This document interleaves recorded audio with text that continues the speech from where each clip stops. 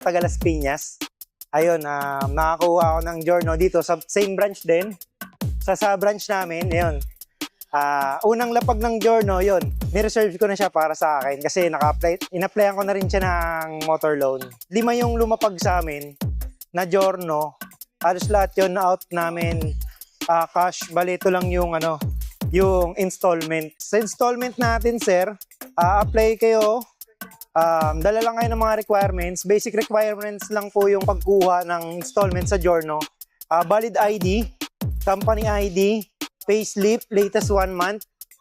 Kung may live-in partner kayo or asawa, kailangan din po ng valid ID. Yung process naman po, tumatagal siya 2 to 3 days po pag kompleto sa requirements. Sa cash namin, kung sa cash po, wala kaming reservation.